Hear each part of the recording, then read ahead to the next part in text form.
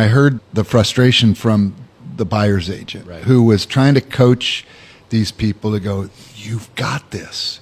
This house is yours. That hurts your heart. Oh, yeah. The buyer's agent was heartbroken for his client that he grew to care about, Sometimes in real estate, the game gets in the way of the victory. This happens for a number of reasons that are highlighted in this episode of the SLO County Real Estate Podcast with Hal Sweasey. The team will also cover the latest news of a reversal in the market nationally and what that means for sellers and buyers in SLO County and throughout California. Here's Team Sweasey. 3,356 straight days. And what is that? That's how many days in a row I worn my rain spooner. Got a brand new one here. Brand new. And California. It looks the Really? California No. Golden rain Gate Bridge. spooner. No. You went to a funeral or a wedding or something, I wore my suit to the actual funeral, but I had on a rain spooner before and after. or underneath. Or underneath. No, not underneath. So consecutive days. Yeah. By the way, we've gotten started. San Luis Obispo Real Estate Podcast with the man himself, Hal Sweasey. How are you? I'm great, James. Thank you. And the king of rain spooner shirts that has 120.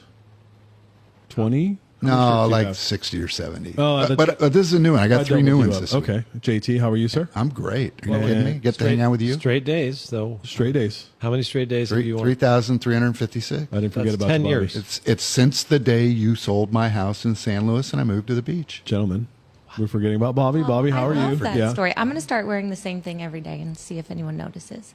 Could I get away Well, with it's not the same thing. It's a different shirt. Yeah. I thought it was the there's same shirt every guys time. don't I'm notice. sorry. I Yeah. thought that was your signature shirt. They- It's a different shirt. It's They your look shirt. the same. Brand They new do. one. It's the same vibe, Jake. God, you're hurting my feelings, Bobby. Come on. What was the progression of this plan?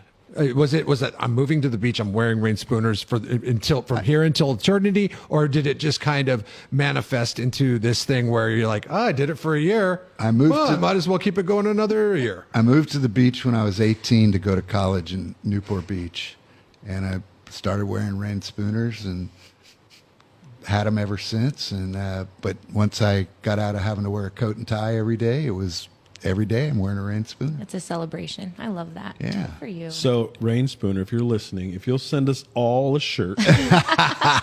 They have three different shirts. I'm gonna start- He just yeah. rotates them a Well, lot. according to Bobby, there's one shirt. There's just one shirt. Bobby hurt my feelings. I Yeah, wanted he said to they know. all look the I'm same. going to start checking Goodwill to see if I can find those No, anywhere for you. You can get them on eBay. I'm Used. going to tag them, and if they do, send the shirts. We'll all wear them, and then we'll advertise That's them. right. There you go. Yeah, I and kind just of want one. FYI, Rain Spooner, we are the top 100 business podcasts. podcast, There ever was. Okay, We're sponsors. let's talk about real estate. All right, what are we Come doing? on. JT. Hal sent me an article, and it kind of jumped out at me. The real estate industry shows signs of a reversal. So when you hear that Yeah. statement, what do you think? I got excited. I thought prices were going down.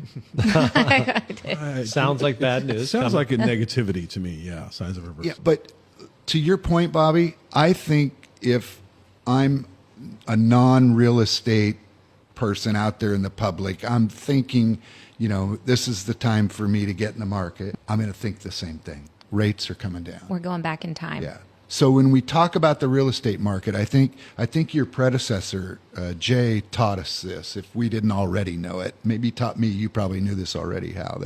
That there are really two different markets when you talk about real estate. There's the market that we think of most likely out in the public space, and that's pricing. Mm-hmm. But there's another market, and that's the number of transactions. That's the activity in the market.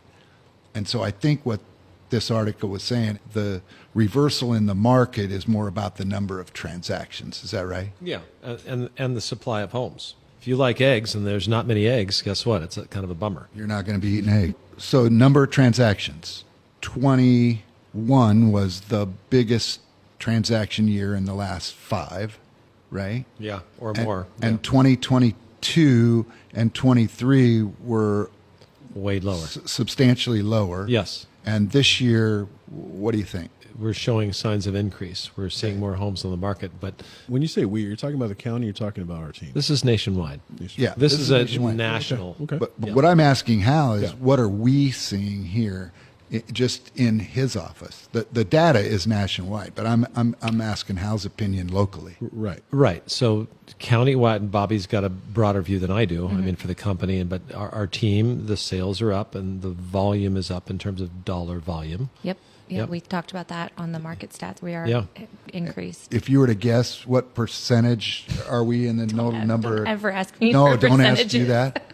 What do you think we are up here in this office? 20%? Oh, maybe? From 10? I think she's already. No, I think it was 10. It's gonna be 20% in terms of the number of transactions. Yeah. Oh, it's- okay. Because we're talking about transactions. Yeah. Yeah. Okay.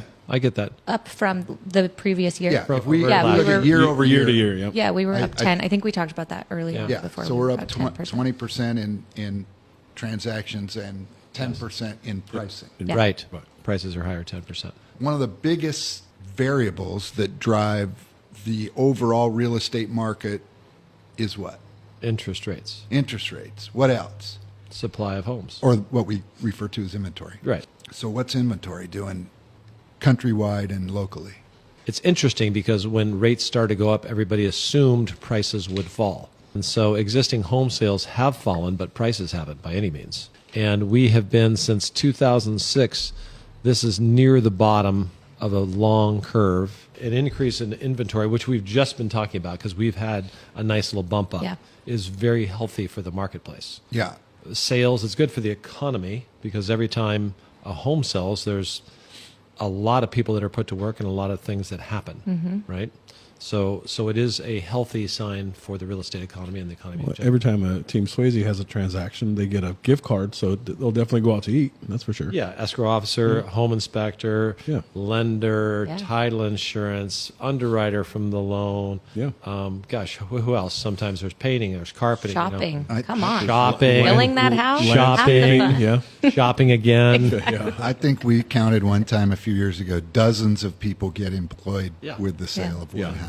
Huge for the economy. But, for the Bobby, you said something off the air a few minutes ago. I think it was off the air that your perspective when you started seeing interest rates go up was what most people thought, and that's that prices had come down. There was hope. It There was was a, hope. It was Yeah. a hopeful thought. Yeah. Or at least that the prices would stay. Yeah, I have Yeah. lots of friends who'd love to buy too, and they're waiting for prices to go down. And I try to coach them. I go, but I don't see any data. It doesn't that look would like it's suggest- coming. And interest rates have never been correlated to pricing in our history. When interest rates were up in the, when was that, Hal? When they were double-digit interest rates in the early 80s, late 70s? Early 80s. Yeah. Yep. In that era, what happened to prices?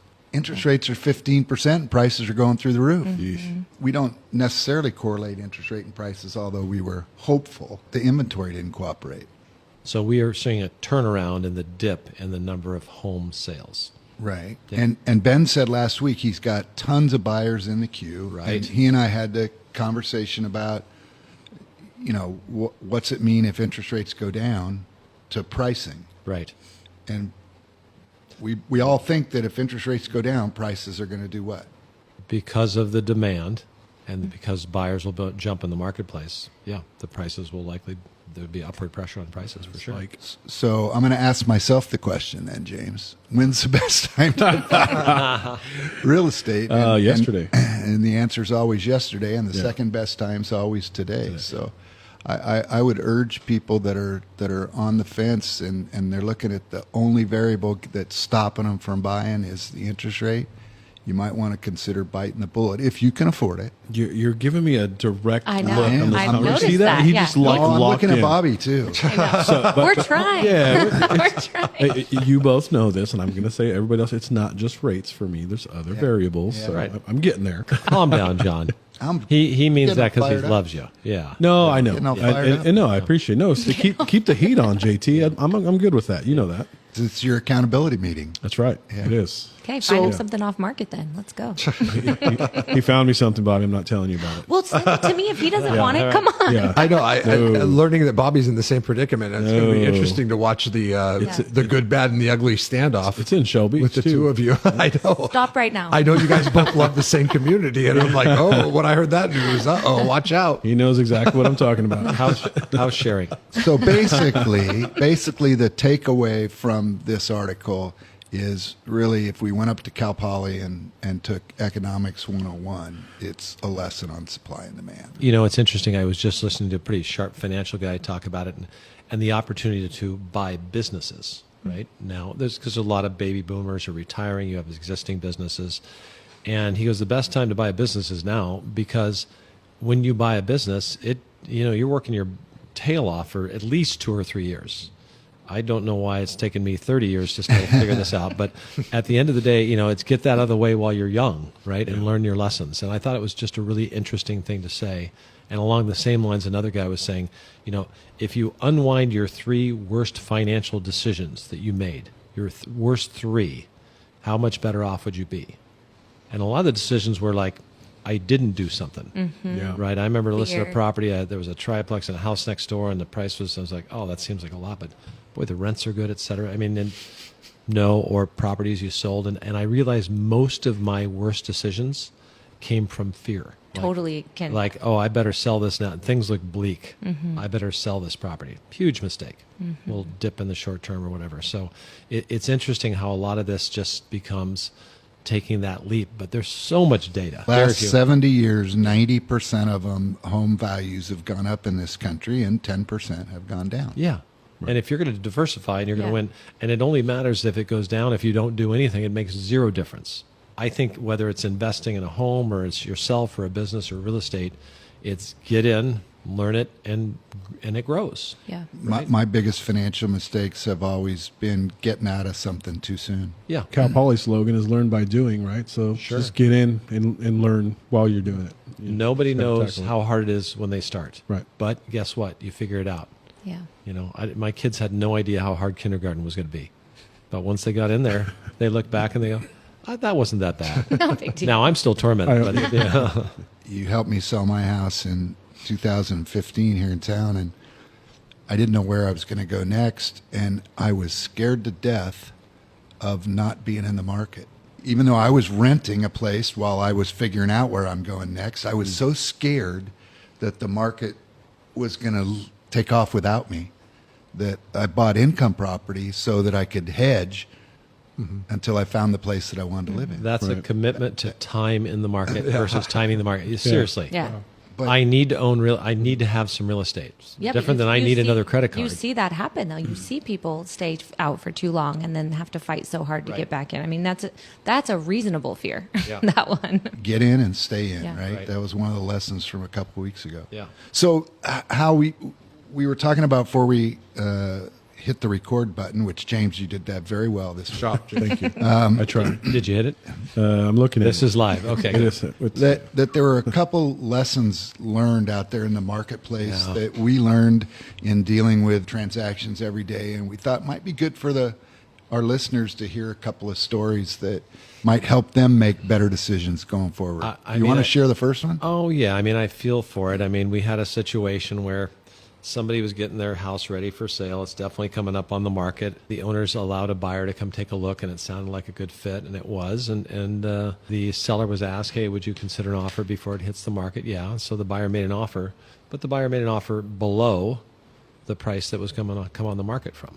And if I'm talking to a seller and I say, well, I mean, you can do whatever you want, but you won't know what it's really worth till it hits the market. You could be leaving tens, if not $50,000, $100,000 on the table by not doing so. Or just say, okay, well, for me not to have other people look at it, I'm willing to offer it at this price, which might be a little bit higher than you were planning to come on the market for. So the buyer offered a little bit less. Seller didn't budge at all. And buyer said, okay, well, I'm going to step back. And it went on the market, and then it got multiple offers, and now it's higher, right? So they could have got it cheaper by acting in the beginning. And I totally get it. Like a seller, you go, am I going to get more later, or is it going to be worth less later? You take those risks, and sometimes it doesn't work out.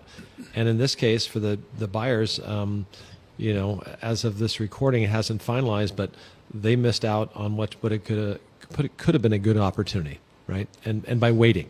Yeah. And I mean, I understand how they feel. You don't know.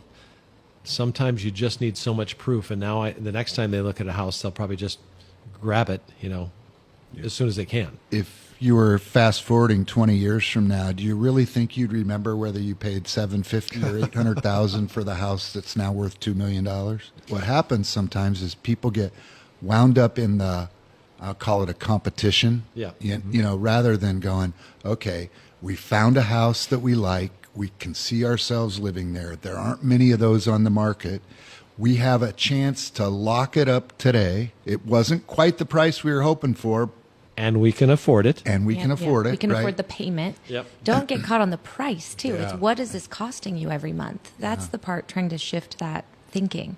And I heard the frustration from the buyer's agent Right. who was trying to coach these people to go, you've got this. This house is yours. That hurts your heart. Oh, Yeah. the buyer's agent was heartbroken, not because he lost a sale. He was heartbroken for his client that he grew to care about, you know?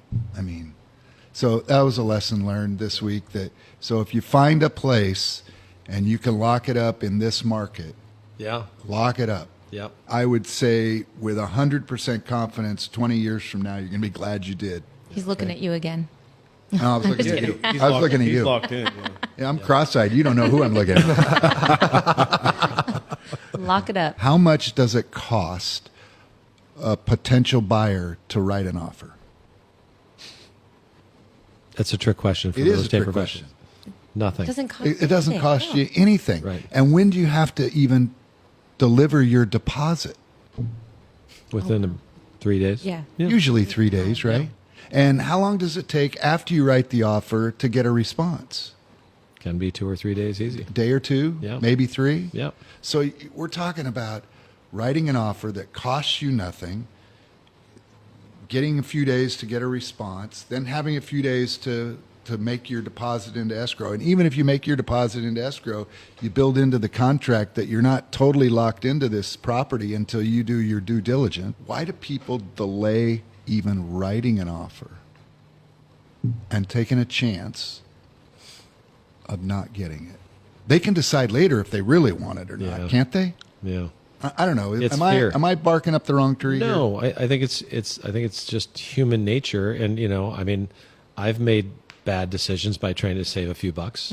Oh, well, this is a little bit cheaper. Let's give this a try, and it's like, well, that didn't work out very well. I should have just paid the extra, whatever. Right. And over time, it doesn't matter. I mean, how many times have you felt like, boy, I paid too much for that dinner for all these people or something like that, or whatever it was, and you get it, and once you finish what you've spent your money on, you move on and you figure out how to get the next time. I mean, it happens to me to this day. Yeah, it's the game So I though. get And it. I've had clients like that too, where you have to constantly remind them, I know it feels good to win. We're all going to win at the end because you're going to get into the property. But trying to remind them not to get caught in that, I want to play this game and wait a week to see what I can do. It's like, if it's something that really matters to you, just get involved. We have to redefine what winning means. Yeah, exactly. It's not like, oh, I got the seller for a little bit less. It's like, I got the house that I want. Right. We're talking about instant gratification versus delayed gratification.